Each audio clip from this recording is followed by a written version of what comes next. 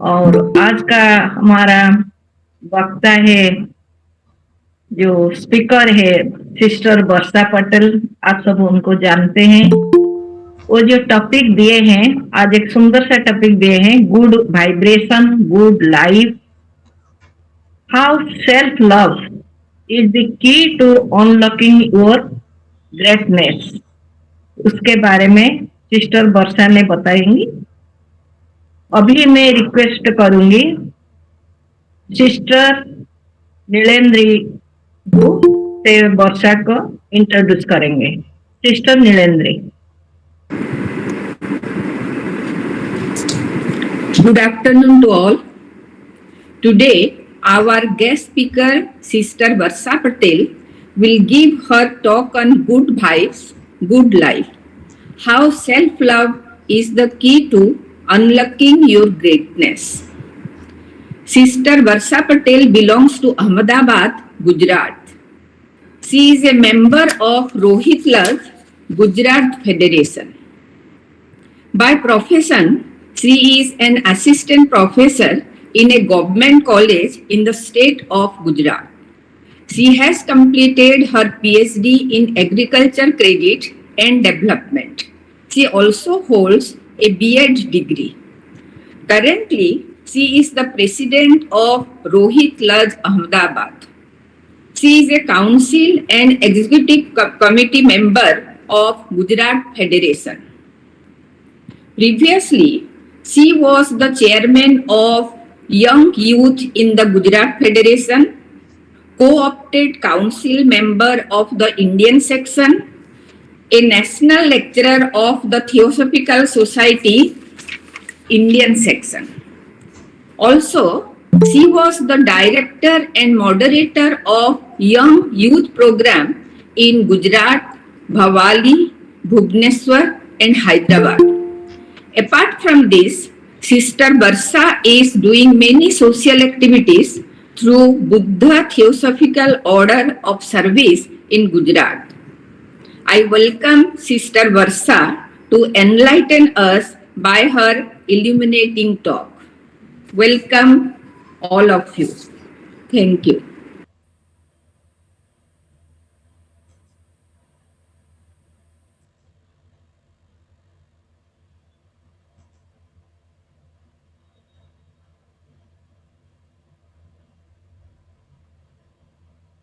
Over to Varsha.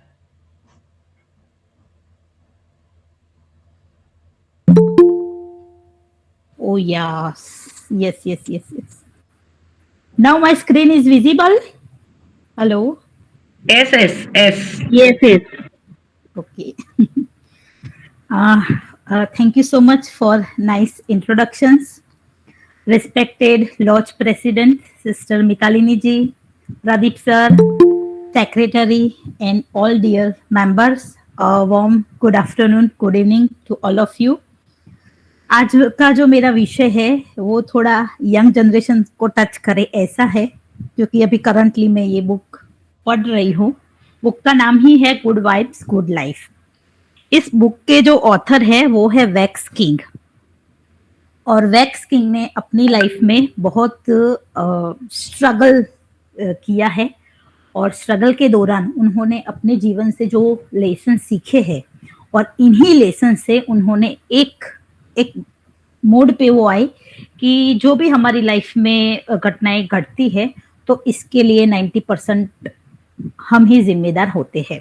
तो किस तरह से है हम अपनी लाइफ को कंफर्टेबल, गुड और बहुत अच्छी लाइफ बना सकते हैं। तो इसके लिए ऑथर ने बहुत सारी टिप्स है वो हमें इस बुक के माध्यम से बताई है। और ये जो ऑथर है वैक्स किंग, वो इंस्टाग्राम पे गुड वाइब्स करके एक आंदोलन भी चला रहे हैं जिसमें फ्री मेंबरशिप्स है।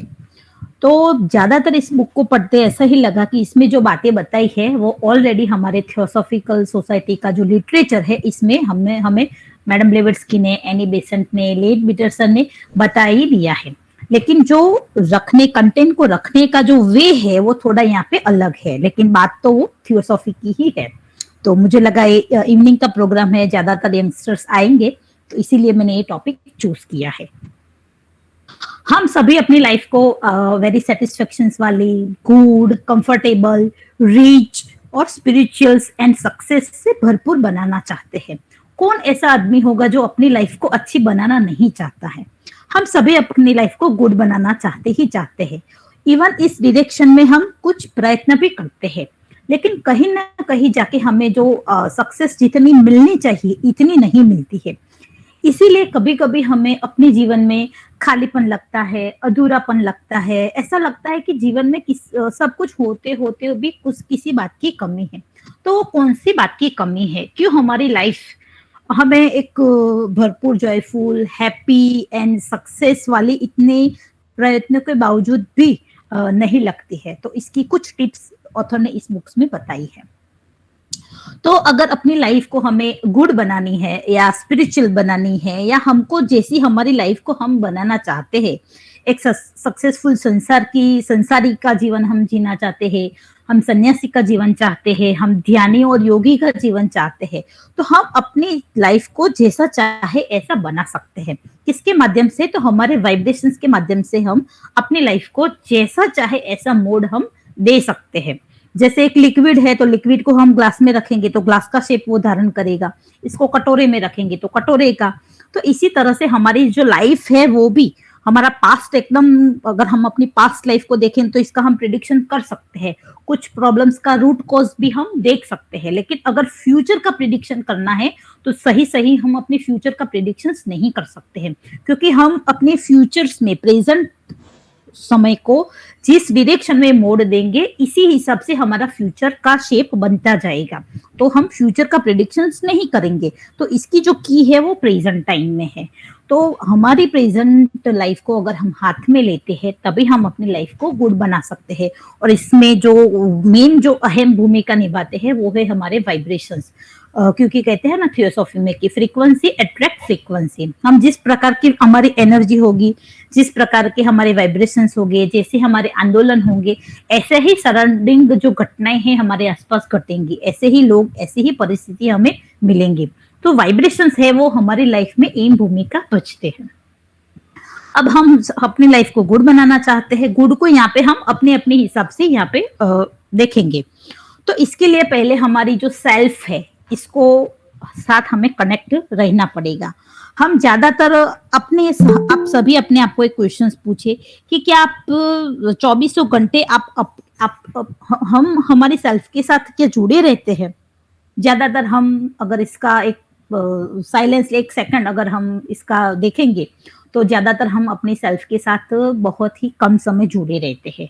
हम अपनी सेल्फ के साथ तभी जुड़े रह सकते हैं ज्यादातर हमारे जो थॉट्स है इसकी फ्रीक्वेंसी कम होगी, डिस्ट्रैक्शंस, डिस्टर्बेंस, डिप्रेशंस हमारी लाइफ में कम होगा, तो हम अपने सेल्फ के साथ ज्यादा जुड़े रहेंगे। लेकिन ज्यादातर हम अपनी सेल्फ के साथ कम जुड़े रहते हैं, बाहर ही ज्यादातर जुड़े रहते हैं। तो ऑथर या इवन कोई भी स्पिरिचुअल्स जो ऑथर है या स्पिरिचुअलिटी हमें बताती है कि हमें अपनी लाइफ को शेप लेना है तो पहले हमें हमारी जो सेल्फ है इसको हाथ में लेना पड़ेगा। सेल्फ को यानी कि अपने आप को।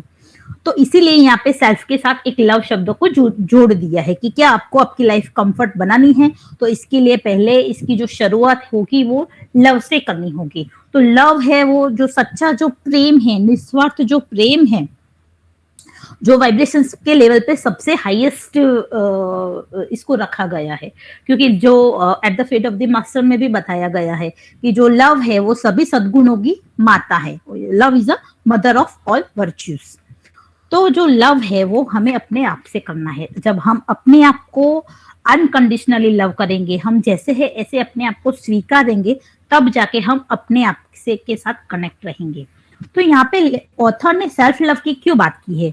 तो इसीलिए क्यों बात की है कि इसका आंसर उन्होंने 151 पेज पे बताया है। जैसे कि हम साइलेंस रहते हैं, अगर हमारा जो नेचर है सेल्फ का वो अगर साइलेंस वाला है, हम ज्यादातर शांत रहते हैं, तो बोलते हैं कि अगर तुम ज्यादातर शांत रहोगे तो लोग आपको बोलेंगे कि आप गूंगे हो, यानी कि लोग आपको शांति से रहने नहीं देंगे। अगर आप वीक हो, हर चीज का रिएक्ट नहीं करते हो, बैडली रिएक्ट नहीं करते हो, तो लोग आपको ऐसा बोलेंगे कि आप बहुत ही झगड़ा वाले या वो नहीं करना चाहते हैं क्योंकि आप वीक हो। आप कोई भी घटना घटती है, कोई आपको बैड वर्ड्स कह के चला जाता है, कोई आपका इंसल्ट करते हैं, कोई तो भी आप आपको रिस्पॉन्स नहीं बोलते हैं, तो लोग आपको बोलेंगे कि आप वीक हो, इसीलिए इसका सामना सामने वाला का सामना नहीं कर सकते हैं। यानी कि अगर आप रिस्पॉन्स नहीं देते हैं तो भी लोग आपको अच्छा नहीं कहेंगे। अगर हम अपनी कोई चीज पाने के लिए इसके पीछे लगे हैं, जैसे कि किसी को अच्छी कैरियर बनानी है या किसी को अच्छा पैसा कमाना है या किसी को स्पिरिचुअल लाइफ में ही आगे बढ़ना है, तो हम इसके पीछे पड़ जाते हैं, तो लोग हमें बोलेंगे कि ये तो मैड पर्सन है, ये संसार में नहीं टिकने वाला, ये पूरा मैड हो गया है, पूरा पागल हो गया है। तो भी लोग मतलब कि हम किसी चीज के पीछे लगेंगे तो भी संसार के लोग हमें पागल ही कहेंगे। अगर हम जब कोई सोशल गैदरिंग होता है तो लोग ज्यादातर किसी के बारे में गोसिप करते हैं, तो ऐसे गोसिपिंग वाली टॉक में अगर हम पार्टिसिपेट नहीं करते हैं तो लोग हमें बोलेंगे ये तो तोछड़ा वाला है व्यक्ति है, मतलब कि ये तोछड़ा है, पार्ट ऑफ सोशल का मतलब ये पार्ट ऑफ इस क्राउड का नहीं है। तो अगर हम ऐसी गोसिपिंग में पार्टिसिपेट नहीं करेंगे तो भी हमें लोग अच्छा नहीं कहेंगे। अगर हम अपना सेल्फ रिस्पेक्ट जो है इसको बनाने की कोशिश करते हैं तो लोग हमें इगोइस्ट बोलते हैं कि ये तो अभिमानी है, टू द पॉइंट कह देता है। तो ऑथर का कहने का ये मतलब है कि आप कितना भी कुछ करोगे, लोग आपको अच्छा बोलने वाले नहीं हैं। तो इससे बेटर है कि आप आपकी सेल्फ को हाथ में लो, लोगों को खुश करना बंद कर दो और अपनी जो सेल्फ है इसको अपने हाथ में लेके इसको एक अच्छा सा अपनी लाइफ को मोड़ देना पसंद करो। तो इसके लिए यहाँ पे सेल्फ लव का जो मेन है वो लेखक ने हमें यहाँ पे बताया है। और बोलते हैं कि जो सेल्फ लव है वही हमारी जो ग्रेटनेस है इसको अनब्लॉकिंग करता है। अगर स्पिरिचुअल बात करें तो मेन ग्रेटनेस हमारी क्या है, तो हम जिसका एसेंस है, हम गॉड का एक स्पार्क है, गॉड का हम एक एसेंस है। ईश्वर को जब चाहा कि भाई मुझे लीला करनी है तो इसने अपनी ही प्रतिकृति बना दी, तो ईश्वर की जो प्रतिकृति है वो हम है। तो हमारी जो ग्रेटनेस है वो कहीं पे खो गई है। तो हमारी जो ग्रेटनेस है इसको या तो हम खो गए हैं या तो यूं कहोगे हम भूल गए हैं, हम स्वयं ईश्वर है तो हमारी ग्रेटनेस है इसको भूल गए हैं। तो इसको वापस पाने के लिए क्या करना पड़ेगा, अपनी सेल्फ के साथ हमें कनेक्ट होना पड़ेगा, तब जाके हम हमारी जो ग्रेटनेस है इसको अनब्लॉक कर पाएंगे। तो इसीलिए ये जो टाइटल है वो हमने दिया है। अब इसके कुछ की पॉइंट्स है कि हम अपनी सेल्फ के साथ कैसे जुड़ सकते हैं। तो इसके लिए फिर हमें जो सराउंड एटमॉस्फेयर है, हमारा जो सोशल कल्चर है, हमारा जो फैमिली है, हमारा जो कैरियर है, हमारा जो जॉब प्लेस है, हमारा जो एटमॉस्फेयर है जहाँ पे हम ज्यादातर रहते हैं, तो इन सभी के साथ हमें जुड़ के कुछ की पॉइंट्स हमें ढूंढने पड़ेंगे जो हमें हमारे सेल्फ को हाथ में लेके इसको शेप देने में मदद करे। तो इसीलिए पहले हमें क्या करना पड़ेगा, ये 3 पॉइंट्स जो है वो हमें यहाँ पे बताए गए हैं। यही बात स्पिरिचुअलिटी में भी आती है कि पहला जो पॉइंट है वो फोकस। आपको जो चाहिए इस पर फोकस करना सीखो, क्योंकि फोकस करने से ही जो चीज आपको चाहिए वो मिलना शुरू हो जाएगी। तो यहाँ पर आजकल लॉ ऑफ अट्रैक्शन जो है वो यंगस्टर में बहुत ही फेमस हो गया है कि जिस चीज पर आप फोकस करोगे इसी चीज की वृद्धि होगी। फिर चाहे आप सुख पे फोकस करोगे तो आपका जो जीवन में खुशियां, जॉय, हैप्पीनेस इसका वृद्धि होगी। अगर आप दुख के फोकस करोगे कि भाई मुझे तो हमेशा फेलियर ही मिलती है, हमें ज्यादातर दूसरों के जिसे फर्स्ट रैंक नहीं मिलता है, बिजनेस में मुझे अच्छा सक्सेस नहीं मिलता है, दूसरों की कंपैरिजन में मुझे ज्यादा अच्छे पैसे नहीं मिलते हैं, मैं ज्यादा सेटिस्फाई अपनी लाइफ से नहीं हूँ, तो ऐसे अगर कंप्लेन मोड पे चले गए, कंप्लेन मोड के ट्रैक पे अगर आपने अपनी लाइफ की डायरेक्शन को लगा दिया और आप पीछे चाहते हो कि अच्छा हो, तो कभी ऐसा नहीं होगा, क्योंकि वाइब्रेशन अट्रैक्ट वाइब्रेशंस। अगर आप कंप्लेन करते हो कि मैं सुखी नहीं हूँ, मैं दुखी हूँ, मैं ज्यादा धनी नहीं हूँ, मैं ज्यादा डिप्रेशन में रहता हूँ, मुझे फेलियर्स मिलता है, तो आपका जीवन में इसी की ही वृद्धि होगी। तो जो फेलियर और जो सक्सेस है वो कोई पैसे पे या किसी फर्स्ट रैंक पे नहीं मिलता है, वो सेटिस्फेक्शन का जो लेवल है, हम हमारी लाइफ में हर एक को एक बाउंड्री तय करनी पड़ेगी कि मुझे ये सेटिस्फेक्शन ए लेवल पे मुझे मिल जाना चाहिए कि भी मुझे इतना ही धन चाहिए। मुझे अगर लाख रुपए में संतोष मिलता है तो फिर मुझे करोड़ों पे फोकस नहीं करना है। और किसी को करोड़ों पे भी मिलने पर भी इसका जो जीवन है इसमें कंफर्ट या जॉयफुल या हैप्पीनेस नहीं होता है। तो डिपेंड्स कि इसकी सेटिस्फेक्शन की जो रेखा है वो इसके लाइफ में कौन सी है। तो जो कोई कहने का मतलब ये है कि कोई मटेरियल्स जो चीज है वो आपको सुखी या दुखी नहीं बनाती है, आप ही अपने को खुशी या सुखी बनाते हो। तो इसीलिए आपको आपकी सेल्फ का एनालिसिस करना पड़ेगा कि आपको कौन सी चीज में कौन सी एक सेटिस्फेक्शन की लेवल पे आपको खुशी मिलती है और कौन से लेवल पे खुशी नहीं मिलती है। तो कहने का तात्पर्य यही है कि सब कुछ होते हुए भी कुछ लोग बहुत दुखी होते हैं क्योंकि वो हमेशा कंप्लेन मोड पे ही अपनी लाइफ को गियर को रखते हैं। और कुछ लोग जो होते हैं वो अपने जीवन में कुछ ज्यादा अच्छा मकान, ज्यादा अच्छे पैसे या ज्यादा सक्सेस नहीं होता है तो भी वो हमेशा जॉयफुल और हैप्पी रहते हैं क्योंकि इसने अपनी लाइफ के जो ट्रैक है इसको हमेशा पॉजिटिविटी पे रखा है। तो हमें यहाँ पे फोकस करना है कि हमें हमारी लाइफ के ट्रैक को कौन से मोड पे रखना है। तो फिर से हमें हमारी सेल्फ के साथ कनेक्ट करना पड़ेगा, हमें एनालिसिस करना पड़ेगा कि कौन सी फ्रीक्वेंसी पे हमें वर्क करना है, सुख की फ्रीक्वेंसी पे या दुख की फ्रीक्वेंसी पे। एक बात हमेशा याद रखना है कि स्पिरिचुअल लाइफ में बताते हैं कि मटेरियल चीज कभी आपको सुखी या कभी आपको दुखी नहीं बना सकती है, इसका सिर्फ हमें जीवन में यूज करना है। अब किसी की जो संसारी आदमी होगी वो धन पे अपना फोकस करेगा तो इसके जीवन में जो है वो पहले 1000 कमाएगा, फिर लाख कमाएगा, फिर करोड़ कमाएगा, फिर अबजों रुपीस, मिलेनियन तो मिलेनियंस वो पैसे कमाएगा। तो इसका फोकस अगर धन पे है तो इसके जीवन में धन की वृद्धि होगी, मतलब लॉ ऑफ अट्रैक्शन यहाँ पे काम करेगा। अगर आपकी जो फोकस है वो स्पिरिचुअल लाइफ की ओर है, आप ज्यादा मेडिटेशन करना चाहते हैं, ज्यादा मेटाफिजिकल जो पावर है इसको डेवलप करना चाहते हैं या बुद्ध की तरह अपने कॉन्शियसनेस को आगे बढ़ाना चाहते हैं, तो आपका जो फोकस है वो इस पर अगर रहता है तो ज्यादातर ऐसी किताबें, ऐसे संस्थाओं के साथ जुड़ोगे, ऐसे लोगों के साथ आप मिलोगे और ऐसे ऐसे मेडिटेशन की जो सक्सेस है वो आपको मिलता जाएगा और आपकी कॉन्शियसनेस की जो रेंज है वो खुलती जाएगी। और आप जो कॉन्शियसनेस है वो बुद्ध ने मानव जात के लिए एक पूरा जो वे है इसको ओपन कर दिया है कि अगर एक मनुष्य के लिए बुद्धा का लेवल जो है, बुद्धा एक्चुअली नाम नहीं है, एक कॉन्शियसनेस के लेवल का नाम है। वैसे तो गौतम बुद्ध का जो नाम है वो शुद्धोधन जो राजा थे इनके बेटे थे जिनका नाम था सिद्धार्थ गौतम, लेकिन उन्होंने जो अचीवमेंट किया कॉन्शियसनेस का, तो वो जो स्टेट है इस स्टेज को हम बोलते हैं बुद्धा कॉन्शियसनेस। जैसे कि क्राइस्ट है, तो जो क्राइस्ट है वो जीसस है, जीसस ने जो अचीवमेंट किया तो इसको क्राइस्ट कॉन्शियसनेस, लेकिन ज्यादातर हम बुद्ध और क्राइस्ट ऐसे ही वर्ड यूज करते हैं, लेकिन वो जो क्राइस्ट कॉन्शियसनेस, बुद्धा कॉन्शियसनेस, वो कॉन्शियसनेस के हाईएस्ट टू हाईएस्ट स्टेज का एक नाम है।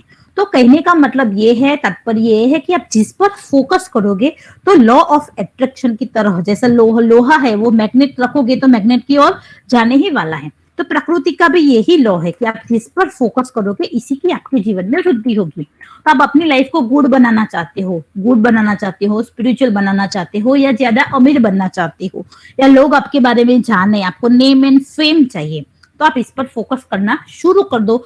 ऑफ कोर्स बहुत सारे चैलेंजेस आएंगे, बहुत सारे फेलियर्स भी आएंगे, लेकिन इसको आपको सेल्फ के साथ कनेक्ट रह के सेल्फ की एक डायरी जनरेट लिखनी है, कहाँ आपको फेलियर्स मिले, कहाँ फेल हो गए, आपके सेल्फ में कौन कौन सी कमियां है, वो आपका जो गोल है, आपका जो फोकस है, इसको पाने में आपको बीच में डिस्टरबेंस पैदा कर रहा है। तो आपको आपकी सेल्फ का एनालिसिस करके बीच में जो भी डिस्ट्रक्शंस आ रहे हैं इसको तोड़ के आपको आगे जाना है। तो कहने का मतलब है कि जिस पर फोकस करोगे इसी की ही जीवन में वृद्धि होगी। फिर दूसरा यहाँ पे ऑथर हमें बताते हैं फेलियर्स एंड सक्सेस जो है वो एक ही सिक्के के दो पहलू है, या तो आपको सफलता मिलेगी या तो आपको निष्फलता मिलेगी। तो अगर अपने लाइफ की वाइब्रेशंस को, लाइफ की ट्रैक को अगर गलत डायरेक्शंस में आप ले जाओगे तो आपको फेलियर ही मिलेगा, लेकिन लाइफ की डायरेक्शंस को आप सही, मैंने यहाँ पे इसीलिए ये सिंबल यूज किया है कि लाइफ को अगर सही ट्रैक पे लाओगे यानी कि अच्छे ट्रैक पे अगर ले जाओगे तो वो जो ट्रैक है वो आपको सक्सेस की ओर ले जाएगा। जैसे मैं गुजरात में रहती हूँ, तो गुजरात से मुझे अगर भुवनेश्वर आना है तो भुवनेश्वर जिस डायरेक्शन में आया है इसी डायरेक्शन की अगर मुझे ट्रेन पकड़नी होगी। अगर मैं आना है मुझे भुवनेश्वर, लेकिन मैं चेन्नई की ट्रेन में बैठ जाती हूँ तो मैं चेन्नई पहुंच चुकी, मैं भुवनेश्वर कभी भी नहीं आ सकता, चाहे मेरे पास कितनी भी सिद्धियां हो, कितना भी धन हो, मैंने डायरेक्शन ही गलत पकड़ी है, गलत ट्रेन ही पकड़ी है, तो मैं कभी भी भुवनेश्वर नहीं पहुंच सकती हूँ। तो इस तरह से हमारी लाइफ को अगर सही ट्रैक पे अगर हम ले आते हैं तो हम सक्सेस की ओर जाते हैं, और बाय चांस गलत ट्रैक पे अगर हमने ले गए हैं तो हमें फेलियर ही फेलियर मिलता है। तो अगर किसी स्टूडेंट को या किसी योगी को या किसी ध्यानी को या किसी स्पिरिचुअल व्यक्ति को या आम आदमी को ज्यादातर कंप्लेन रहती है अपनी लाइफ के बारे में, तो वो अपने पेरेंट्स को, मनी को, सराउंडिंग एटमॉस्फेयर को कभी ब्लेम ना करे। वो अपनी लाइफ की ट्रैक को, लाइफ की पटरी को सिर्फ एक सही डायरेक्शन में लाने की कोशिश करे, और इसके लिए सेल्फ एनालिसिस करे, थोड़ा फोकस करे, थोड़ा मेडिटेशंस करे, और अपने सेल्फ के साथ एक संवाद करे, एक कन्वोकेशंस करे। कृष्णमूर्ति कहते हैं ना कि आप आपके साथ संवाद कीजिए, तभी आपको जो है रहस्य जो है वो अंदर से मिलना शुरू हो जाएंगे, क्योंकि आपका जो सेल्फ है वही सच्चा एक इनर गाइड है, वही आपका सच्चा गुरु है। और वो जो इंट्यूशन से जो आएगा, अगर आप एकदम पीस ऑफ माइंड से आपके साथ जुड़ोगे तो अंदर से जो रास्ता मिलेगा वो किसी भी बुक में, किसी भी गुरु के पास नहीं होगा, क्योंकि आप ही अपने आपको जानते हो। आपका जो सोल है वो आपके बॉडी के अंदर बैठा है, और वो जानता है कि आपकी इस लाइफ में कौन सी पैटर्न है, आपको कौन सी भूमिकाएं निभानी है, आपको कौन सी डायरेक्शंस में जाना है। तो आपका जो सोल है वो इनर इंट्यूशंस के माध्यम से, थॉट्स के माध्यम से वो आपको गाइड करेगा। तो हमें अपनी लाइफ को देखना है कि कौन सी पटरी में हमें जाना है। और तीसरी बात है एक्सेप्टेंस। हम जैसे हैं, जैसे सेल्फ आधे हैं, अधूरे हैं, जैसे भी है, इस रास्ते पे अपने आप को स्वीकारना है। और सिर्फ स्वीकारना ही नहीं है, अपने आप को जैसे है ऐसे स्वीकार करके, दूसरों के साथ कंपैरिजन न करके, अपने आप को स्वीकार करके अपने ही आपकी रिस्पॉन्सिबिलिटी लेनी है। अगर रिस्पॉन्सिबिलिटी ली है हमें अपने आप की, यानी कि अपनी लाइफ की, तो साथ में हमें सिंसियरिटी भी डेवलप करनी पड़ेगी। अगर हमने एक गोल बनाया, गोल बनाने के बाद गोल को पूरा करने की रिस्पॉन्सिबिलिटी ली, रिस्पॉन्सिबिलिटी के साथ साथ हमें सिंसियरिटी भी इतनी ही जरूरी है। अदरवाइज जो फोकस का जो लॉ ऑफ अट्रैक्शन है वो वर्क नहीं करेगा, यानी कि हमें जो चाहिए वो नहीं मिलेगा, और कब जाके हमारी जो ट्रेन की पटरी है वो फेलियर की ओर ना चली जाए। इसीलिए अगर हमें धीमी गति से ही सही सक्सेस की पटरी पे जाना है तो स्वीकार करना है, स्वीकार करने के बाद रिस्पॉन्सिबिलिटी लेनी है, रिस्पॉन्सिबिलिटी के साथ साथ सिंसियरिटी भी वो आनी जरूरी है। आगे हमें ऑथर बताते हैं कि स्टॉप टू इम्प्रेस अदर्स। ज्यादातर हमारी लाइफ का जो पार्ट है वो दूसरों को इम्प्रेस करने में ही चला जाता है। मैं अगर कोई सोशल गैदरिंग है या कोई फंक्शंस है तो मैं ऐसे, हम कितनी बार कपड़े बदलते हैं या कितना शॉपिंग्स करते हैं, क्या हमारे पास ज्वेलरी नहीं है, क्या हमारे पास वॉच वगैरह, अच्छा मोबाइल नहीं है, क्या हमारे पास अच्छे कपड़े नहीं है, ना होते हुए भी हम लाइफ का कितना सारा टाइम इन सब चीजों में वेस्ट करते हैं। और आफ्टर ऑल इसका मेन जो क्या है कि दूसरों को हम इम्प्रेस करना चाहते हैं, अपनी वेल्थ को, अपनी पोजीशंस को हम बताना चाहते हैं कि भाई मेरे पास इतना बड़ा मकान है, मेरे पास ये है, मेरे पास ये है, मेरे पास ये गाड़ी है, सो है, सो है, सो सो सो सो सो सो सो। तो बोलते हैं कि अगर आपको आपके साथ कनेक्ट रहना है तो दूसरों को इम्प्रेस करना छोड़ दो, क्योंकि आपको नहीं मालूम है हम सोशल मीडिया पे या सोशल फंक्शंस में या इवन हमारा लाइफ का, इवन हमारे बहुत सारे अवर्स, हमारे बहुत सारे जो मनी है वो दूसरों को इम्प्रेस करने में ही हम लगाते हैं। अदरवाइज अगर हम चाहे तो हमारा जो जीवन है इसको बहुत ही सिंपल एंड सोबर बना सकते हैं। तो इम्प्रेस करना हमें दूसरों को छोड़ देना चाहिए, क्योंकि इससे बहुत सारी जो चीजें हैं, अगर आप खुद इस पर एनालिसिस करोगे तो बहुत सारी नेगेटिविटी से और बहुत सारी अनवांटेड चीजों से आप बच जाओगे। तो स्टॉप टू इम्प्रेस अदर्स, और ये बात स्पिरिचुअल लाइफ में भी लागू होती है। फिर बोलते हैं कि अगर आपने आप दूसरों को इम्प्रेस करना छोड़ दिया है और अपने आप को, अपने सेल्फ की रिस्पॉन्सिबिलिटी ली है और इस पर आप बहुत ही सिंसियर भी हो, तो एवरीडे आपका जो ग्रो है वो आपका होगा, चाहे जो भी गोल हो आपका, XYZ कुछ भी, चाहे मटेरियल्स हो, चाहे बुद्धा को कॉन्शियसनेस को प्राप्त करने का गोल हो, चाहे अच्छा योगी बनने का गोल हो या धनी बनने का गोल हो, XYZ जो भी आपका गोल हो, तो धीरे धीरे इसमें वृद्धि होगी ही होगी और इसका अच्छा रिजल्ट यानी कि अच्छे फ्रूट्स आएंगे ही आएंगे। तो एवरीडे ग्रो हम होंगे ही होगी अगर हमने रिस्पॉन्सिबिलिटी और इसके साथ अगर सिंसियरिटी हमने बनाई रखी है, तो यानी कि सही डायरेक्शन में हमने प्रयत्न किए हैं। तो फिर आगे ऑथर हमें बताते हैं कि ये सब करने के बावजूद भी कभी कभार हम फेलियर्स की ओर चले जाते हैं। तो इसका रीजन क्या है? तो इसका रीजन यही है कि हमारे जीवन में संतुलन नहीं है। अगर हमारे जीवन में संतुलन होता तो मैंने ये जो इमेज बताई है, तो स्टेप बाय स्टेप हम आगे ही ग्रो करते जाएंगे। तो इसीलिए यहाँ पे जो बैलेंस है, तो जीवन के हर मोड पे बैलेंस होना जरूरी है। बैलेंस होगा, जितना हमारे जीवन में बैलेंस होगा इतना ही हमारा जो सेटिस्फेक्शन का जो लेवल है वो दूसरों की कंपैरिजन में बहुत ही अच्छा होगा। तो यहाँ पे बैलेंस की जो बात की है वो बहुत ही अच्छी यहाँ पे ऑथर ने हमें बताई है।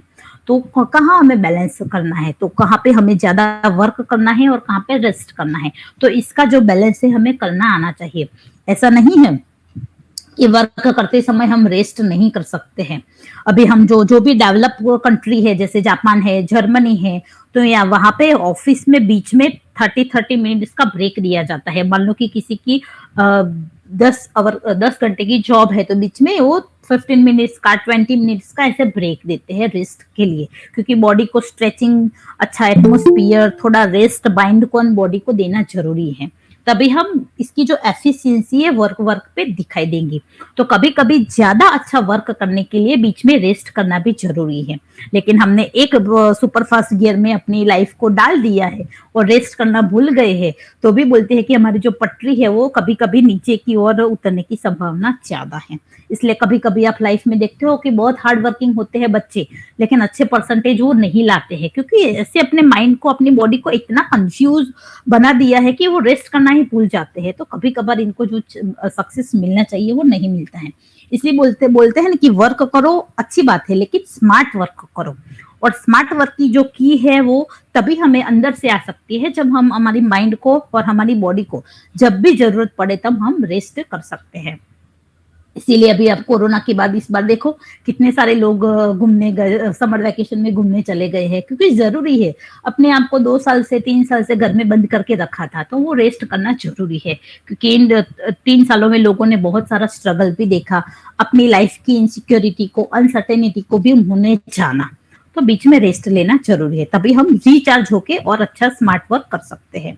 फिर कहाँ हमें जीवन में ट्राई करना है और कहाँ पे प्रयत्न करने के बाद जो इसकी जो रिजल्ट्स है, कुछ चीजें ऐसी होती है कि इसके जो फ्रूट्स है वो हमारे हाथ में नहीं होते। इसलिए कहते हैं ना कि कर्म करो, लेकिन इसका जो फल है वो नेचर पे छोड़ दो। आपका जो अधिकार है, अर्जुन को कृष्ण भगवान बताते हैं कि तुम्हारा जो है कर्तव्य वो सिर्फ प्रयत्न करने में है, कर्म करने में है। जो फल का जो है वो अधिकार वो मैं तुम मुझ पे छोड़ दो, यानी कि हमें कर्म करना है और फिर इसका जो फ्रूट्स है इसको नेचर पे छोड़ देने हैं। लेकिन इसके लिए कुछ कर्म ऐसे होते हैं कि बहुत ड्यूरेशन लगते हैं बीच में। हमने बीच बो दिया, लेकिन फ्रूट्स आने में कुछ ईयर्स, कुछ आवर्स, कुछ डेज, कुछ मंथ्स, कुछ वीक्स लग सकते हैं।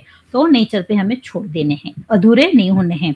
क्योंकि आज हमने जमीन में एक मैंगो का सीड बोया, फिर 1 वीक के बाद हमने मैंगो की सीड को वापस निकाल के देखा कि इसमें ग्रो हुआ कि नहीं, फिर सीड को जमीन में डाला, फिर वापस निकाल के देखा, तो ऐसा कभी मैंगो का जो फ्रूट्स है वो कभी नहीं बन पाएगा। इसलिए कुछ चीजें ऐसी होती है जिसमें हमें सिर्फ प्रयत्न करना है और बाद में फिर धीरज हमें रखनी है। फिर कहाँ पे हमारे जीवन में एक्सपेंडिचर करना है। जो मनी है ना, मनी के 2, मेरा तो सब्जेक्ट ही इकोनॉमिक्स है, तो मनी का जो हम पैसे कमाते हैं अलग अलग, चाहे लेबर के माध्यम से, चाहे वेजिस के माध्यम से, चाहे कैपिटल के माध्यम से, इंटरेस्ट के माध्यम से, तो मनी के 2 ही पार्ट होते हैं, सिर्फ एक एक्सपेंडिचर एंड एक सेविंग। तो हमें यहाँ पे बैलेंस करना है हमारे जीवन में कि कहाँ मुझे एक्सपेंडिचर करना है, 80% करना है और 20% सेविंग करना है, या 20% एक्सपेंडिचर करना है और 80% मुझे सेविंग करना है, या 50-50 का रेशियो रखना है।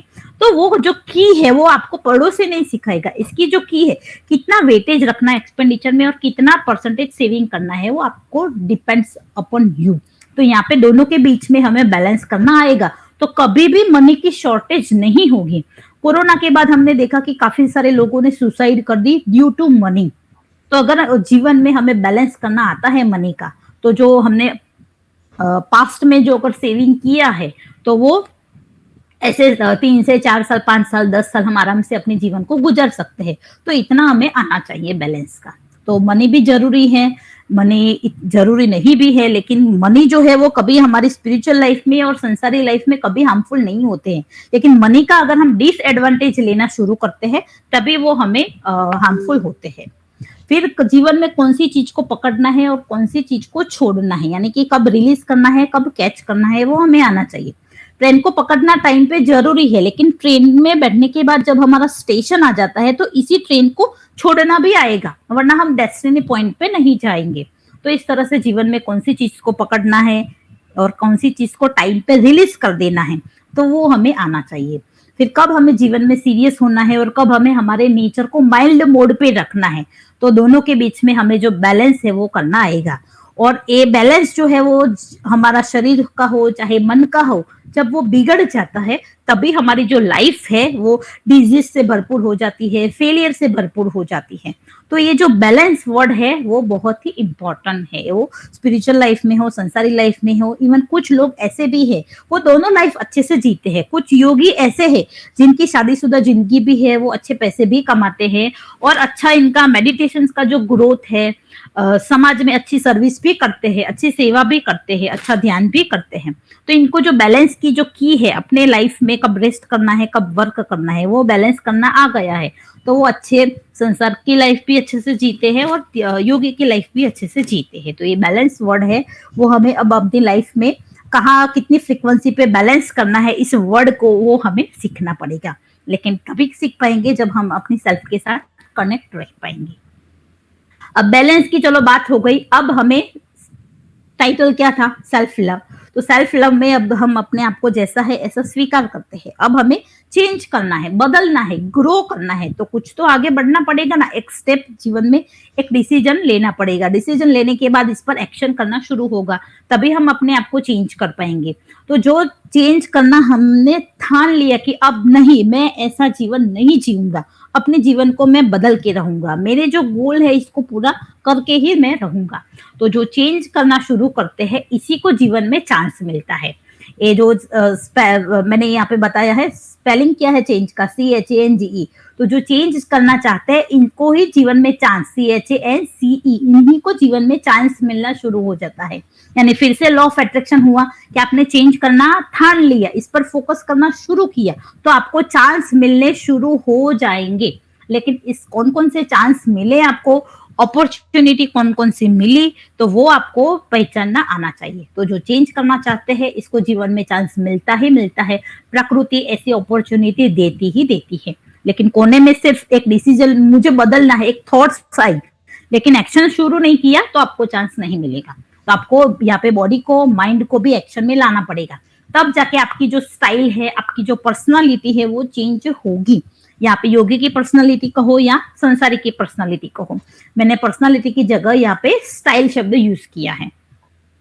तो हमें चेंज करने के लिए क्या करना पड़ेगा, अपने जो गोल है, जो भी XYZ गोल है, तो इसको पूरा करने के लिए हमें, मान लो कि हमारा जो बॉडी है वो बहुत सारे डिजीज का शिकार हो गया है, छोटे मोटे जो भी हो, XYZ डिजीज हो, जो हमें हमारे सक्सेस की ओर नहीं ले जाते, जो हमें कंफर्ट लाइफ नहीं जीने देते हैं, जो हमें सक्सेसफुल आदमी नहीं बना रहे हैं, जो हमें स्पिरिचुअल लाइफ में अच्छा ग्रोथ नहीं करने देते हैं। तो इसके लिए बोलते हैं कि अब बॉडी को चेंज करना है। तो बॉडी को चेंज करने के लिए कुछ वे है, यहाँ पे सबके अलग अलग हो सकते हैं, ये मैंने कुछ कॉमन बातें ली है। तो पहले हमें इसकी जो शुरुआत है वो हमारे फूड से करनी चाहिए। अगर आपको योगी बनना है, तो योगी बनना है तो हमें हमारा जो फूड है, तो फूड को सात्विक बनाना पड़ेगा। हम दिन में अगर 4 बार खाना खाते हैं, और अगर आप मेडिटेशंस में, प्राणायाम में वगैरह में अच्छा सक्सेस बनना चाहते हैं, तो वो कभी नहीं होगा। क्यों? क्योंकि आपकी जो प्राणिक एनर्जी है, आपकी जो, आपको अगर मेडिटेशंस में, मतलब कि स्पिरिचुअल लाइफ में आपको ज्यादा ग्रोथ करना है, तो आपको जो जीवन की जो शक्ति है, जो वाइटल एनर्जी है, जो प्राण शक्ति है, इसको ज्यादा से ज्यादा अपनी बॉडी में फ्लो करना पड़ेगा। ज्यादा से ज्यादा आपकी बॉडी में प्राणिक शक्ति होगी, वाइटल एनर्जी होगी, तभी आप अच्छा योगी का जो जीवन है, इसकी मजा, इसका आनंद, इसका हल्कापन वो आप ले पाओगे। तो फूड को सात्विक बनाना है हम, लेकिन हमें कुछ अच्छा मकान बनाना है, अच्छा बिजनेस को ग्रोथ करना है, तो आपको फिर सॉलिड फूड लेना पड़ेगा। तो आपकी बॉडी को किस मतलब आपका जो गोल है इसके हिसाब से आपकी फूड की जो पैटर्न है इसको चेंज करनी पड़ेगी। फिर ब्रेथ, तो ज्यादातर हम सबकी जो ब्रेथ है वो ओरिजिनल ब्रेथ क्या है, तो हम जब जो श्वास लेते हैं तो अगर हम हमारा जो श्वास है वो अगर हमारा जो नाभि है, नाभि केंद्र तक आता है और फिर बाहर जाता है, फिर आता है, फिर बाहर जाता है, तो वो सच्चा ब्रेथ है, यानी कि सच्चा श्वास है। और अगर हमारा ब्रेथ जो है वो सही है तो हमारा जो इथरिक बॉडी और फिजिकल बॉडी की जो फ्रीक्वेंसी है दोनों की वो अगर इक्वल होती है तो हम इनर लाइफ की जो जर्नी है वो बहुत ही फास्ट कर पाएंगे। लेकिन हमारा इथरिक बॉडी की और फिजिकल बॉडी की जो फ्रीक्वेंसी है वो इक्वल नहीं है ड्यू टू ब्रेथ। तो जो ब्रेथ है वो संसार की लाइफ में और स्पिरिचुअल लाइफ में दोनों में बहुत ही अच्छा एक ब्रिज है। बोलते हैं ना कि बॉडी एंड माइंड का जो ब्रिज है वो ब्रेथ है। ब्रेथ को सूक्ष्म करोगे तो माइंड हमारा सूक्ष्म बनेगा, ब्रेथ को डीप बनाएंगे तो हमारा मन शांत बनेगा। तो ब्रेथ की जो फ्रीक्वेंसी है वो हमें कितनी लेनी है, यानी कि ज्यादातर तो हम हमारे हार्ट सेंटर तक आधे अधूरे ब्रेथ लेते हैं। अगर आप क्रोध में होते हो तो और इस गले तक ही हमारा जो ब्रेथ हो वो गले तक आते हैं। और अगर आप ध्यान में चले जाते हो तो आपकी जो ब्रेथ है, अभी आपकी जो श्वास ले रहे हो, अभी आप मैं बोल रही हूँ, आप सुन रहे हो, तो मेरी फ्रीक्वेंसी थोड़ी हाई होगी, आप लोगों की फ्रीक्वेंसी ब्रेथ की थोड़ी डेप्थ वाली होगी। लेकिन अगर हम मेडिटेशन में चले जाते हैं तो वो सूक्ष्म बनते हैं। अभी हम सबकी श्वास थोड़ी भारी है और मेडिटेशन करते हैं तो वो वाइटल एनर्जी ज्यादा होती है और अब जो भारीपन होता है वो कम हो जाता है। तो हमें ब्रेथ को भी एक टूल बना के हमारी लाइफ में इसका अच्छा से यूज करना हमें आना चाहिए। फिर फूड हमारा जो है वो जितना सात्विक वाला होगा, जितना लाइट मोड वाला होगा, इतना हमारा जो ब्रेथ है वो भी लाइट होगा। फूड के लिए बहुत अच्छा बताया है बुक में, 4 फ्रीक्वेंसी वाले फूड होते हैं। मैं पीछे शायद वो बात आए ना आए, मैं अभी यहाँ से वो बात बता दूं कि 4 प्रकार की वाइब्रेशंस फूड की नापी गई है। वैसे तो हम सबको मालूम है कि जो भी नॉन लिविंग बींग्स है और लिविंग बींग्स है, मतलब कि जो जड़ पदार्थ है वो चेतन पदार्थ है, हर चीज के वाइब्रेशंस है और हर वाइब्रेशंस की फ्रीक्वेंसी है वो अलग अलग होती है। तो ऐसे हमारे फूड की, हमारे ब्रेथ की, हमारे इमोशंस की, हमारे वर्ड की, सबकी फ्रीक्वेंसी है। तो उन्होंने बताया है फूड में 4 कैटेगरी में, ये हर चीज में कैलोरी होती है। और इसको उन्होंने जो साइंटिस्ट है साइमन टन का एक साइंटिस्ट है, उन्होंने बताया है कि अगर एक ह्यूमन को अगर एकदम स्वस्थ रहना है तो इसका जो फूड है इसका एग्नेस्ट्रॉम्स वाइब्रेशंस 6500 तक के इसके जो फूड के वाइब्रेशंस वाला फूड इसको लेना चाहिए। एंग्स्ट्रॉम्स है वो एक प्रकार का एक सेंटीमीटर का 10वें लाख का एक पार्ट है, जिसकी जो वेवलेंथ है वो इलेक्ट्रोमैग्नेटिक के माध्यम से इसकी वाइब्रेशंस की लंबाई को वो मेजर करते हैं। तो उन्होंने बताया है कि एक स्वस्थ आदमी को 6500 जितने एग्नेस्ट्रॉम्स स्पंदन है वो इसकी बॉडी को स्वस्थ रखने के लिए जरूरी है। तो वो ज्यादातर वो फूड में से मिलते हैं। तो उन्होंने 0 से लेके 1 लाख तक के एग्नेस्ट्रॉम्स को फूड को अलग अलग कैटेगरी में मेजर किया है और इसकी वाइब्रेशंस को मापा है। तो उन्होंने फर्स्ट कैटेगरी का जो फूड है वो बताए है कि जिसमें ताजे फ्रूट्स है, कच्चे वेजिटेबल्स है, ग्रेन है, ऑलिव और जो बादाम है, और जो सनफ्लावर के सीड, सोयाबीन एंड कोकोनट, ये फर्स्ट कैटेगरी का फूड है जिसके वाइब्रेशंस बहुत ही हाई है। फिर सेकंड कैटेगरी का जो फूड है जिसमें boiled vegetables, eggs, milk, butter, fish, मूंगफली का ऑयल और शुगर केन और थोड़ा ओरिजिनल अल्कोहल, मतलब ओरिजिनल जो ग्रेप्स में बनता है वो, तो इसको सेकंड कैटेगरी में रखा गया है। फिर थर्ड कैटेगरी थोड़े लो वाइब्रेशंस है जिसमें पका हुआ मांस यानी कि मीट, फिर कॉफी, चाय, चॉकलेट, प्रोसेस किया हुआ चीज और मैदे की ब्रेड, ये थर्ड कैटेगरी में आते हैं। और लास्ट में फोर्थ कैटेगरी जिसमें 0 वाइब्रेशंस है। तो 0 वाइब्रेशंस में हम जो चीनी खाते हैं और जो सॉल्ट यानी कि सफेद चीनी, सॉल्ट और जो मैदे की जो आइटम्स है वो, फिर जो सॉफ्ट ड्रिंक्स यानी कि जैसे कोको कोला है वो सब, फिर रिफाइन किए हुए कोई भी रिफाइन ऑयल है या प्रोसेस फूड है, अल्कोहलिक जो भी पीने हैं, फिर वनस्पति जन्य बटर है, मुरब्बा है, अचार है, तो इस सभी में जीरो वाइब्रेशंस है। तो ऐसे 4 कैटेगरी का फूड है। तो हमें कौन सी कैटेगरी का जो फूड है इसको खाना चाहिए, तो वो हमें देखना है और थोड़ा गूगल करके भी इसके बारे में हम देख सकते हैं। फिर क्लोथ की बात आती है। हर मतलब क्लोथ के भी अपने अपने वाइब्रेशंस होते हैं। जैसे सफेद कलर के अच्छी जगह जाते हैं स्पिरिचुअल में, तो लाइट ब्लू कलर है, अच्छा पिंक, लाइट पिंक है, व्हाइट कलर है, तो वो हमें अच्छा पीसफुल रिलैक्स करता है। फिर कुछ सिंथेटिक मटेरियल्स है, वो हमें थोड़ा इरिटेशन एंड सेंसिटिव स्किन है तो रेशेस पैदा करता है। तो हमें ज्यादातर, हम इंडिया में है तो हमें खादी के या सूती के वस्त्र ही पहनने चाहिए। फिर हमारा रूम का एटमोस्फियर है, वो भी बहुत मायना करता है। हमेशा खिड़की दरवाजे बंद नहीं करने हैं, या कुछ कोना कोना ऐसा है जिसके नेगेटिव एनर्जी जाती नहीं है, तो हमें अपने रूम की डायरेक्शंस को, या रूम में सोने की या बैठने की या मेडिटेशन की जगह को चेंज करना चाहिए, या तो हमारे रूम को ही हमें बदल देना चाहिए। फिर सराउंडिंग जो एटमोस्फियर है वो भी बहुत ही मायने करता है। तो इन सब में थोड़ा थोड़ा थोड़ा थोड़ा, जैसे रूम है तो हम नया मकान नहीं खरीद सकते हैं, तो रूम को दूसरे कलर से पेंट करवा सकते हैं। इसके जो कर्टेन है इसको चेंज कर सकते हैं, और थोड़ा इंटीरियर लुक करके हम अपने रूम को, सराउंडिंग ऐसी तरह से हमारे एटमोस्फियर को नया लुक देके हम थोड़ा चेंज कर सकते हैं। तो ये सारी बात आई बॉडी की। फिर इसके साथ आता है सबसे बड़ा टूल माइंड्स का। तो अगर हम बॉडी के बाद अपने वर्ड्स को, हमारे शब्दों को, शब्द के साथ हमारे विचारों को चेंज करेंगे, तो आफ्टर ऑल हम अपनी सेल्फ को जैसी बनाना चाहेंगे ऐसी स्टाइल में अपने आप को हम ढला सकते हैं। तो मेन चीज है चेंज। तो कहाँ हमारे लाइफ में हमें चेंज करना है, तो वो हमें अपनी सेल्फ के साथ कनेक्ट रहकर ही हमें मालूम पड़ेगा। और ज्यादातर हम दूसरों को ब्लेम करते हैं, लेकिन यहाँ पे हमें ऑथर बताते हैं कि the world is your mirror. अगर आपको पूरा ये जो पृथ्वी है, ये जो लोग है वो अच्छे लगते हैं, पृथ्वी पर जीना आपको पसंद है, आपकी लाइफ से सेटिस्फेक्शन है, इट मीन्स आपकी पर्सनालिटी, आप आपके साथ सेटिस्फेक्शन हो, तभी आप सब जगह पे अच्छा अच्छा दिखता है। अगर आप सेटिस्फेक्शन नहीं हो, तो चाहे मिरर छोटा हो, बड़ा हो और बड़ा हो, चाहे सोने का मिरर हो, चांदी का मिरर हो, जैसा आप होगे ऐसा ही आपका प्रतिबिंब जैसे मिरर में दिखता है।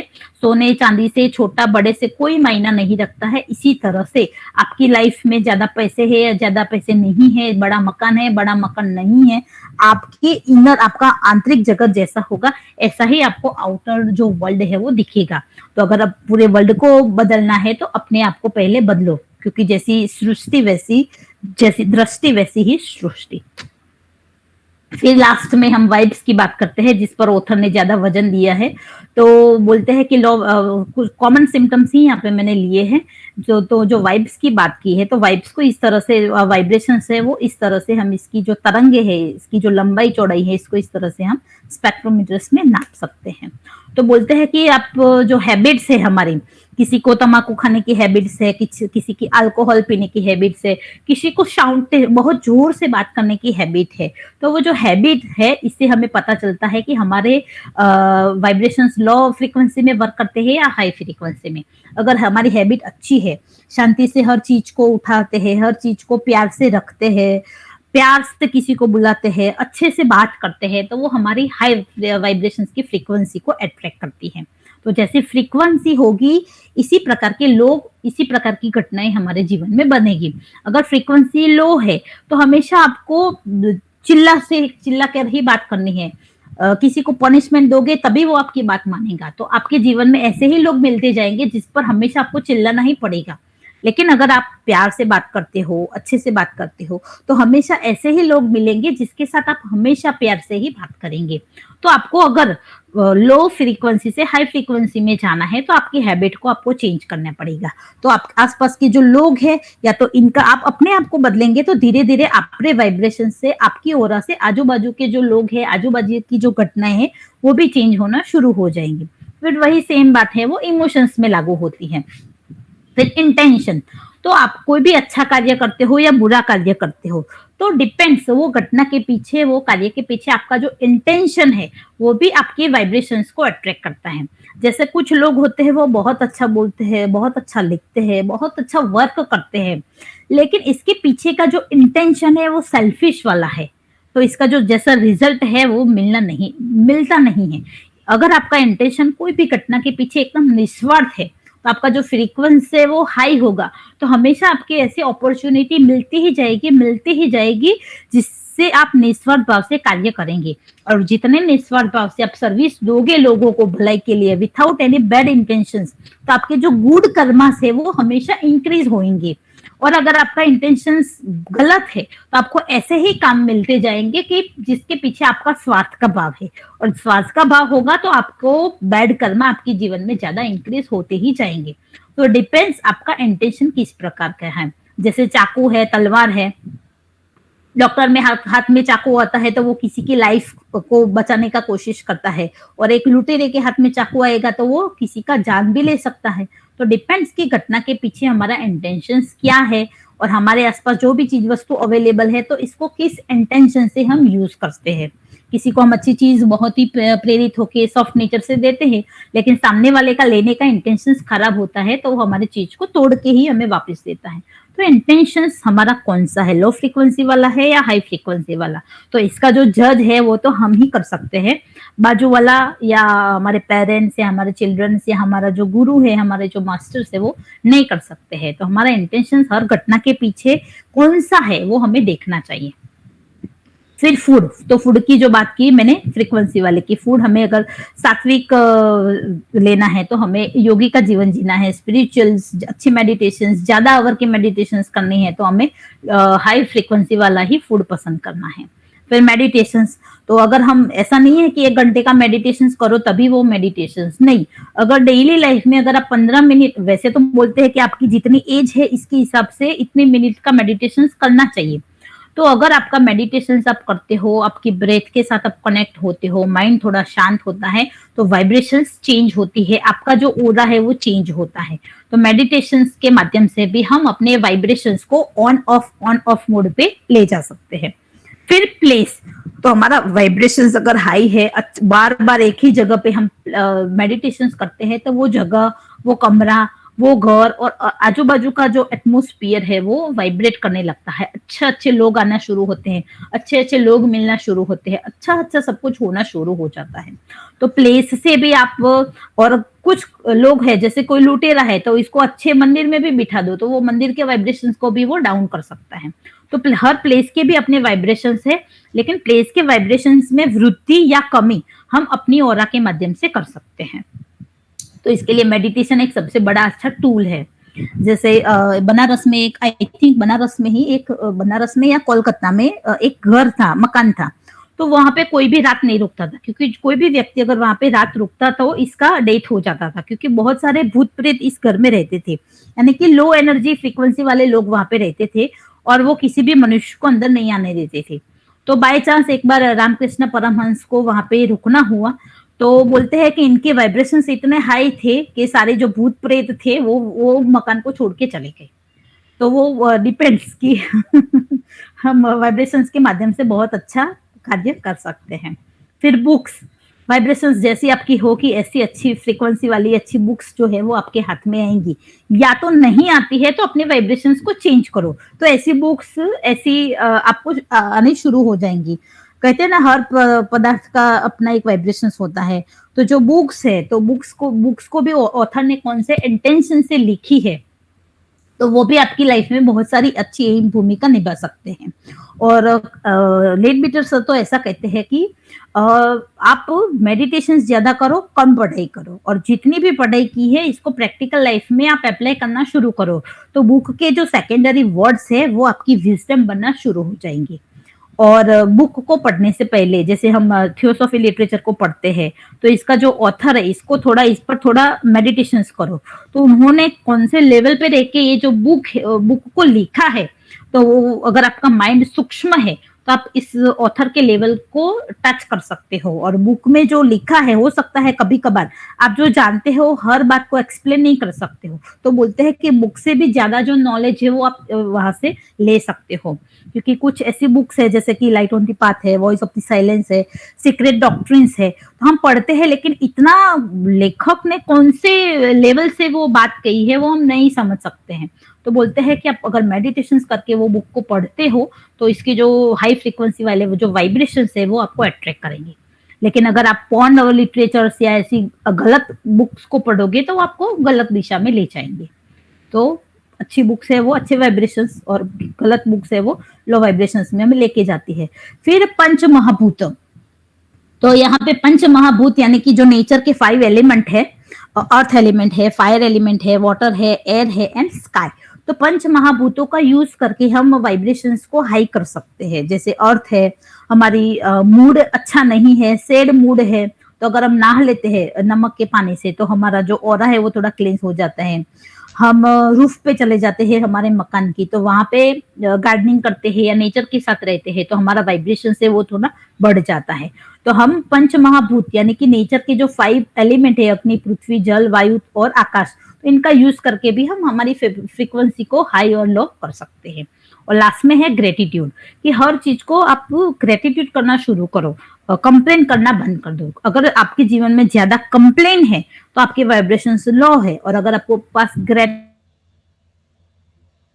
है तो हर चीज में नेचर ने आपको जो भी दिया है तो ग्रेटिट्यूड करना आप शुरू कर दो। जैसे किसी के पास गाड़ी है लेकिन पड़ोसी बहुत अच्छी बड़ी 7 सीटर गाड़ी लाया है, तो फिर आपकी फ्रीक्वेंसी थोड़ी लो हो जाएगी, आप थोड़ा जेलसी फील करोगे। लेकिन आप आपके साथ कनेक्ट हुए हो तो आपकी जो आपके पास जो गाड़ी है, आपकी गाड़ी में आपके पेरेंट्स बैठते हैं, आप चिल्ड्रंस को स्कूल कॉलेजेस में छोड़ने के लिए जाते हो, आप अच्छे सोशल गैदरिंग में, सोशल फंक्शंस में अपनी गाड़ी का यूज करते हो, स्पिरिचुअल स्टडी क्लास में जाने के लिए आप गाड़ी का यूज करते हो, किसी गेस्ट को लाने के लिए, रिसीव करने के लिए, छोड़ने के लिए गाड़ी का यूज करते हो। तो आपके पास जो गाड़ी है इसको हेट मत करो, वो कितना यूजफुल होती है। तो आप इस पर ग्रेटिट्यूड करना शुरू करो, क्योंकि काफी सारे लोग ऐसे हैं जिनके पास साइकिल भी नहीं है, तो एटलीस्ट आपके पास गाड़ी है तो आप इसका ग्रेटिट्यूड करो। कुछ लोग होते हैं वो अपने मकान के लेके हमेशा वरीड होते हैं कि मेरा मकान अच्छा फर्नीचर वाला नहीं है, बहुत छोटा है। भाई दुनिया में 60% ऐसे भी लोग हैं जिनके पास छत ही नहीं है, तो एटलीस्ट हमारे पास अच्छा मकान तो है, तो आप ग्रेटिट्यूड करना शुरू करो। कोई लोग है वो अपने पेरेंट्स से हमेशा कंप्लेन करते हैं कि मुझे ऐसा माता पिता मिले, लेकिन आप अनाथ आश्रम में जाओ, 20% ऐसे इस पृथ्वी पे बच्चे हैं जिनके माता पिता ही नहीं है, या इनको किसने जन्म दिया है वो मालूम ही नहीं है। आप इस पर ग्रेटिट्यूड करना शुरू करो। तो अगर आप ग्रेटिट्यूड से क्या होता है, ग्रेटिट्यूड एक की है, अभिवादन। नेचर ने आपको जो दिया है इसका आप आभार, धन्यवाद प्रकट करना शुरू करो, तो आपको ऐसी बहुत सारी अच्छी अच्छी बातें जीवन में दिखनी शुरू हो जाएगी कि जो दूसरों के पास नहीं है। तो इससे क्या होगा कि आप पॉजिटिविटी की ओर बढ़ोगे, तो आपका वाइब्रेशन ऑटोमेटिक हाई होगा। तो इस तरह से कुछ कॉमन लिस्ट है, लेकिन इसके अलावा भी बहुत सारी चीजें हैं जिसका माध्यम से आप अपनी फ्रीक्वेंसी को लो और हाई कर सकते हो, और अपनी जो लाइफ है इसको चेंज कर सकते हो। और यहाँ पे कुछ वाइब्रेशंस का जो नैप है वो यहाँ पे बताया है कि जैसे जो एनलाइटमेंट पर्सन है तो इसका जो है वो 1000 की जो रेंज है, इतने हाई वाइब्रेशंस होते हैं। पीसफुल व्यक्ति के 600 जितने होते हैं। और जैसे जैसे हम डाउन आते हैं, कोई सफरिंग वाला है तो इसका जो है जैसे कोई शेम फील करता है, गिल्ट फील करते हैं, कुछ लोग अपने पैसे से लेके, मकान को लेके, कपड़ों के लेके गिल्ट फील करते हैं, तो इनके जो वाइब्रेशन है वो बहुत ही माइनस में जाते हैं। तो एपथी यानी कि कोई निराश वाली व्यक्ति है, कोई सैड है, कोई डिप्रेशन वाले है, तो इसकी जो वाइब्रेशंस की रेंज है वो बहुत डाउन है। तो धीरे धीरे धीरे धीरे धीरे हमें क्या करना है कि एंगर, प्राइड, इन सबसे उठ के हमें लव की ओर, जॉय की ओर, ग्रेटिट्यूड की ओर जाना है, पीस को बढ़ाना है। तो इस तरह से हम अपने वाइब्रेशंस को एज अ की के रूप में यूज करके अपनी लाइफ को या तो नीचे डाउन टुवर्ड्स ले जा सकते हैं या तो अप ले जा सकते हैं, तो डिपेंड्स ऑन यू। फिर यहाँ पे इमोशनल की कुछ फ्रीक्वेंसी का चार्ट मैंने दिया है कि कहा ना कि इसकी जो वाइब्रेशन है इसको हैजर्ड्स में मापा जाता है।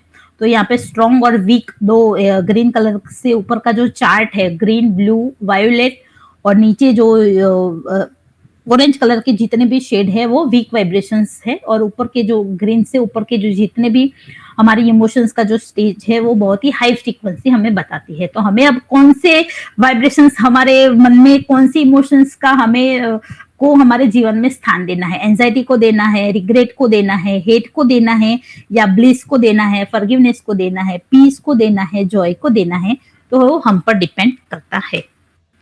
फिर जैसे वाइब्रेशंस होंगे ऐसे ही हमारी ओरा होगी। लो वाइब्रेशंस होगी तो हमारा वीक ओरा होगा, वीक हो रहा होगा तो ज्यादा डिजीज होंगे, ज्यादा नेगेटिव एनर्जी के शिकार बनेंगे और फेलियर की ओर हमारे जीवन में ज्यादा जाएंगे। लेकिन हमारी हाई अच्छी इमोशंस है तो हम सक्सेस की ओर जाएंगे। हमारा जो ओरा स्ट्रांग होगा, जितना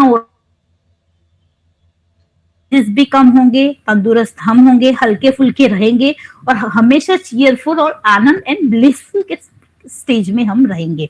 तो फ्रीक्वेंसी अट्रैक्ट फ्रीक्वेंसी, ये हमें अच्छे से यहाँ पे बताया है। फिर कुछ यहाँ पे कैसे हम अपनी वाइब्रेशंस को रेज कर सकते हैं, मेडिटेशंस करके, अच्छा खाना खा के, अच्छी इमोशंस को हमारे जीवन में जगह देंगे, हम अपनी एनर्जी को और इसके वाइब्रेशंस को हाई या लो फ्रीक्वेंसी पे रख सकते हैं। तो ये बातें जो मैंने जो किताब पढ़ रही थी इसके बारे में मैंने जो कुछ शेयर किया, तो यहाँ पे मेरा जो कंटेंट है वो पूरा होता है। आज का जो टॉपिक था इसके अनुरूप अगर कोई क्वेश्चंस है तो आप मुझे बता सकते हो। मुझे अगर आएगा नॉलेज में तो मैं इसका सही आंसर देने का प्रयत्न करूंगी। तो यहाँ पे मैं स्टॉप करती हूँ। थैंक यू वेरी मच मितालिनी जी, आपने मुझे एक अपॉर्चुनिटी दी अपने टॉपिक को एक्सप्लेन करने की। Thank you so much. बहुत धन्यवाद, इतना सुंदर भाव से बता दिए, पूरा क्लियर कट, बहुत सुंदर था, बहुत बढ़िया। कुछ ऐड करना है और कुछ बोलना है कि प्रश्न पूछना है तो वर्षा दीदी से पूछो। Yes, Thank you, Varsha. Your lecture is very good, very simple, very added benefit for life. Thank you.